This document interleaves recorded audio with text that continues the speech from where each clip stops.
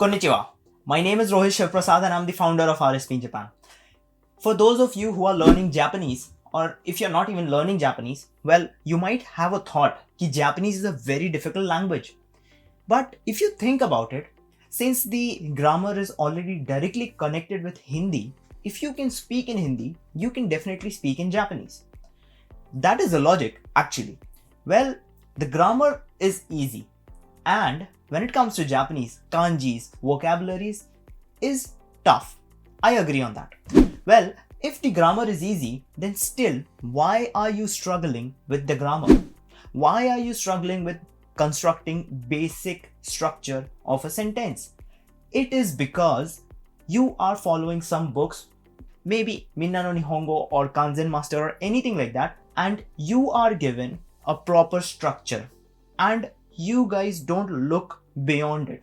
Let me take an example in N5 Minna no Nihongo, the first book. You might have heard about noun 1, wa, noun 2, des. Simple but complicated at the same time because now you can't think of anything else. Or noun 1, wa, noun 2, ni, ikimasu. Now it's set in your mind that you can't change it, but you can. That's the beauty of the language. You don't have to mug it up, you have to understand the basics of the language in order to shuffle or play with it, right? Now, in today's video, I am going to teach you how you can do that. Well, I would like you to tell me in the comments how difficult is Japanese for you guys, or if you think Japanese is tough, why is it tough? I will even put up a poll where you will tell me in a yes or no whether Japanese is tough for you or not. A simple yes or no would tell me or help me to teach you more, to actually make Japanese easy for you guys. So please, now let's talk about the grammar itself. The grammar is very easy, directly connected to Hindi. Matlab, mera naam Rohit hai and watashi no namae wa Rohito desu is exactly the same when it comes to grammar. If you have watched the video where I have talked about the particles in detail, if you have not, watch it. If you have already, well, you should understand the particles in order to understand this video. When I say particles, I mean wa, ga, or ni, or o particles, something like that. Now, if you are learning from a Japanese language school or a teacher, or maybe learning by yourself from some book or YouTube videos, they will tell you that you should put o particle before a action verb. And maybe in my video also, I have told that. It's somewhat true, but it's not fixed. You can change, you can play with it. That's why for those of you who are already learning Japanese are struggling with tabe ni ikimasu. Why tabe ni ikimasu? Or terebi mi ni ikimasu. Maybe something, anything. Like you are saying ni particle instead of a o particle. Why is that? Let me tell you the basic structure of a sentence, which is there is a subject and an object. And maybe an action if you want to do so. So if I say that you want to differentiate the subject, you want to differentiate the object, and you have to differentiate the verb, or maybe if you're saying something else. Let's keep it very simple and talk about object and subject. The subject is differentiated by putting a ga or wa particle. You can point out that this is the main subject by putting a wa particle or ga particle. Like watashi no namae wa, my name. That is the main subject. In this sentence, this is what I'm talking about. That you can point out by wa or ga particle. Simple.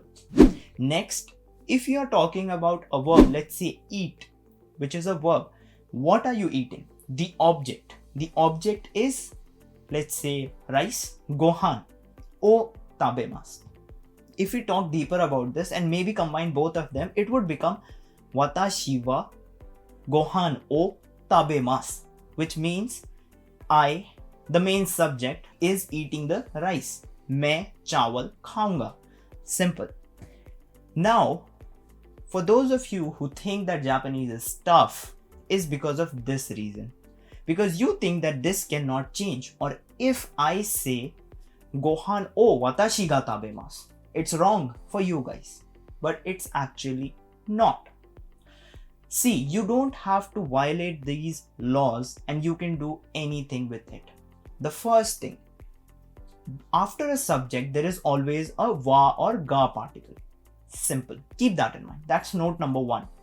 The second thing that you need to note is that after the object, you put a O particle. O particle is not before an action verb, it's after the object. Which means if you're doing any action or doing anything in a sentence, you can mark it with O particle because that is your object. Easy to remember. Object is O particle, subject is wa or ga particle. Simple. Now you can play with it. Unless and until you do not separate the object from O particle and subject with wa or ga particle, you can play around with it. You can say watashi wa gohan o tabemasu or gohan o watashi wa tabemasu. It's correct. It's not wrong. Okay, that's the first thing. Now Japanese suddenly becomes easy for you. Let's talk more about it. If I say watashi wa ie de gohan o tabemasu, मतलब I will eat food at my house. मैं घर पे खाना खाऊंगा.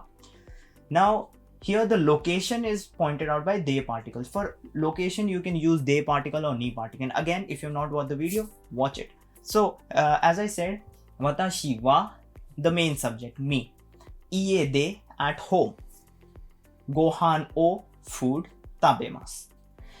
Now, as I told you before, if you're not disturbing the object and O particle, subject and wa or ga particle, and location with they or ni particle, you can do anything. Like watashi wa gohan o ie de tabemasu. Ie de watashi wa gohan o tabemasu. Ie de gohan o watashi wa tabemasu. ये बस अलग अलग तरीके हैं. It's just different ways of saying the same thing. If you're not violating the laws. Let's see what would happen if you actually violate the laws. Watashi wa ringo o tabemasu. I eat the apple. Object is apple. Watashi wa, the main subject. Now, when you change the subject and object without changing their particles, this is what happens. Ringo wa watashi o tabemasu. Now, the main subject is apple and the object is me, which means the apple is going to eat me. See, just by not changing something or just by changing a little bit of sentence, the whole meaning or the complete meaning of the sentence changes. So keep this in mind. You can play with the subject. There are no set rules when it comes to learning a language or speaking in any language. You just have to make sure that you do not violate the laws or the rules. I hope that you have learned a lot today. If you have any topic that you don't understand, guys, put it in the comment. I'll do my best to make sure that you understand it. And yes, every month we are starting a new batch for Japanese. If you guys are interested to learn Japanese from us, please let us know. And if you like the video, please hit the like button. And if you've not subscribed already, please do so. Thank you.